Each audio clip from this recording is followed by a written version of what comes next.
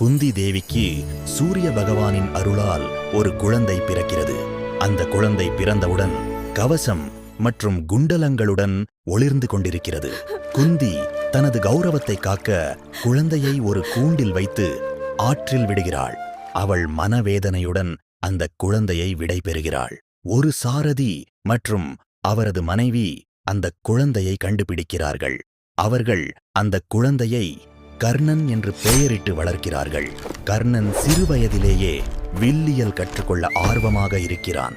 அவன் சூரியனை நோக்கி பயிற்சி செய்து தனது திறமையை வளர்க்கிறான். கர்ணன் ஒரு பெரிய வீரராக ஆக வேண்டும் என்று கனவு காண்கிறான். ஆனால் சமூகம் அவனை சாரதியின் மகன் என்று அவமதிக்கிறது. கர்ணன் தனது குருவாக பரசுராமரை தேர்ந்தெடுக்கிறான். அவர் முன்னிலையில் பிராமணன் என்று பொய் சொல்லி கற்றுக்கொள்கிறான். ஒரு நாள் பரசுராமர் கர்ணனின் மடியில் தூங்குகிறார். ஒரு புழு கர்ணனை கடித்தாலும் அவன் அசையாமல் இருப்பான். பரசுராமர் உண்மையை அறிந்து கோபமடைகிறார்.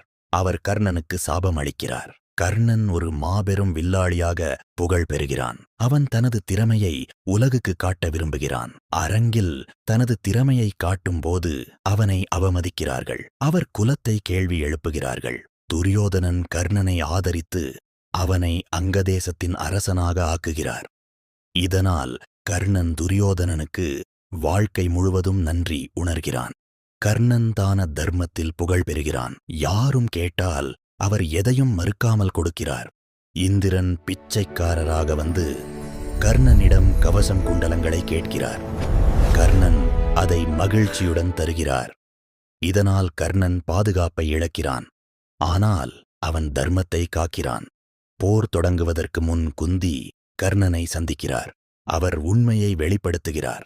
கர்ணன் தன் தாயை மதிக்கிறான். ஆனால் துரியோதனனை விட்டு செல்ல மறுக்கிறான். அவன் தனது கடமைக்கு உண்மையாக இருக்க முடிவு செய்கிறான். கிருஷ்ணர் கர்ணனை பாண்டவர்களுடன் சேர அழைக்கிறார். கர்ணன் அதை மறுக்கிறான். குருக்ஷேத்திர போர் ஆரம்பமாகிறது. கர்ணன் வீரத்துடன் போரில் ஈடுபடுகிறான். கர்ணன் பல வீரர்களை தோற்கடிக்கிறான். அவன் திறமை அனைவரையும் ஆச்சரியப்படுத்துகிறது. அவன் அர்ஜுனன் உடன் மோதுகிறான். இருவரும் சமமான வீரர்கள். போரின் போது கர்ணனின் ரத சக்கரம் மண்ணில் சிக்குகிறது. அவன் அதை தூக்க முயற்சிக்கிறான். கர்ணன் தர்மப்படி போருக்கு இடைவேளை கேட்கிறான். ஆனால் அது அவனுக்கு கிடைக்கவில்லை. அர்ஜுனன் கர்ணனை அம்பால் தாக்குகிறான். கர்ணன் வீர மரணம் அடைகிறான். போருக்குப் பிறகு கர்ணனின் உண்மை வெளிச்சத்துக்கு வருகிறது. பாண்டவர்கள் அதிர்ச்சி அடைகிறார்கள். கர்ணன் தியாகம் மற்றும் நம்பிக்கையின் சின்னமாக நினைவு கூறப்படுகிறார். அவரது வாழ்க்கை ஒரு மிக